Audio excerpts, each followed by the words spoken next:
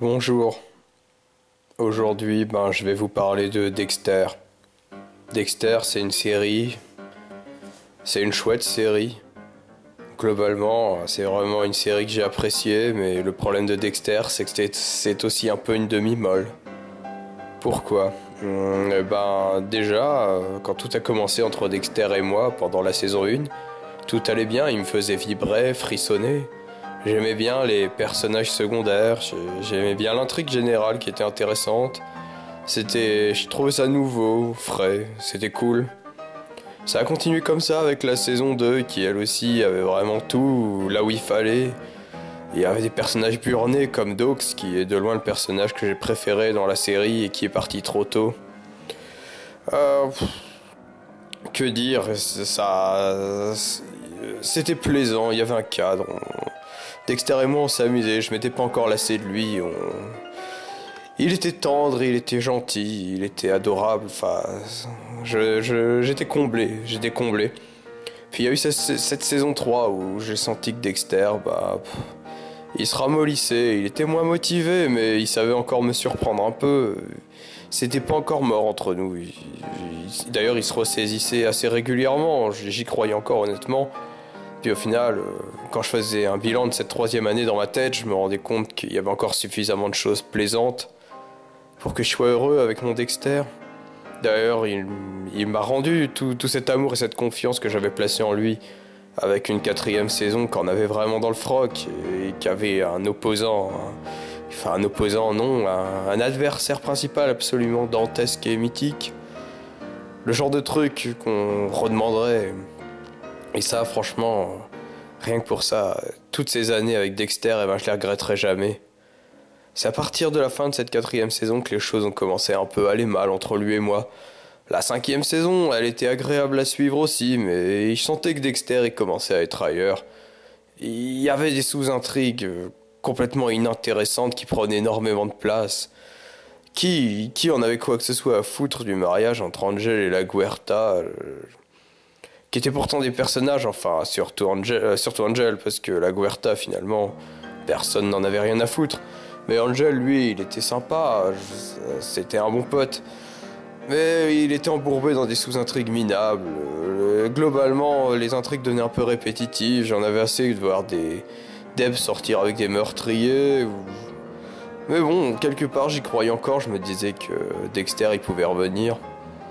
D'ailleurs, finalement, tout le monde a dégueulé sur la saison 6, mais c'est une saison qui m'avait plu. Il y avait des trucs cool, il y avait le délire religieux qui était sympa et bien mené.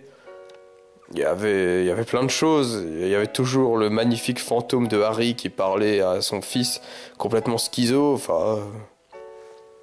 Je sais pas, ça restait plaisant pour moi. Et puis, il y a eu ce twist en saison 6 qui était vraiment super. Où on sentait que les choses allaient bouger, aller de l'avant. Et puis, je sais pas, il s'est passé quelque chose dans la tête de Dexter. Je l'ai perdu en saison 7.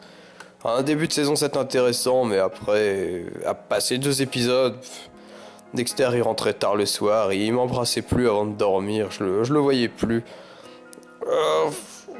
Il passait tout son temps avec Anna McKay, mais ça n'intéressait personne cette histoire, et puis... Il y a eu l'inceste, alors je sais que ça avait commencé en saison 6, mais je pensais que tout ça allait s'arrêter. Deb, elle pouvait pas être amoureuse de son frère, mais ils en parlaient encore. Et c'était ridicule, ça n'allait nulle part. Je me sentais mal et mal à l'aise devant ça. C'était mou, il se passait rien. Les nouveaux personnages m'intéressaient plus. Les sous-intrigues avec Queen, Angel et La Guerta et tous les autres. Personne n'en avait plus rien à foutre, j'avais envie qu'ils partent, j'avais envie de les sauver ces personnages, de leur offrir une nouvelle série, un spin-off, je sais pas, quelque chose, pour les sortir de ça. Même Dexter, autrefois un type qui me faisait me poser des questions et tout, c'était juste devenu un sale con insupportable. Et c'était dur, et j'avoue que ça m'embêtait de le voir comme ça, en si mauvais état. Et puis il y a eu la dernière saison, je l'ai suivi parce que je savais qu'après ce serait terminé, que je le verrais plus et que j'allais le regretter de toute façon malgré ces 2 dernières années complètement... J'ai même pas de mots, mais... Et il m'a déçu aussi sur cette dernière année, je sais pas. Il y avait des trucs intéressants, mais je sentais que je passais complètement à côté de ce qui se passait. globalement. Je regardais plus vraiment, je surfais sur internet en même temps. Mais je suis resté jusqu'au final, me disant qu'après tout, tout irait bien et que ils avaient sûrement prévu quelque chose sur le long terme, les scénaristes, et que Dexter, il pouvait pas partir comme ça, me laissant avec une demi-molle dans le slibard.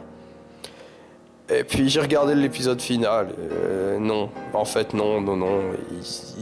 Ils avaient sûrement prévu cette fin depuis longtemps, mais je sais pas. Bûcheron. Dexter bûcheron. Dexter qui découpe des arbres et qui est bûcheron. Je ne sais pas. C'est même pas le problème. C'est cette histoire de bateau. Très franchement, même si j'étais un psychopathe, l'idée de me dire que ma sœur va finir ses jours dans la mer à se faire bouffer par des poissons, ça, je crois pas que ça me plairait et je préférerais qu'elle ait un bel enterrement, sûrement celui qu'elle aurait voulu. Le fantôme de Harry qui disparaît avec un bruit extrêmement cliché de harpe ou des trucs comme ça, je sais pas. C'était dur.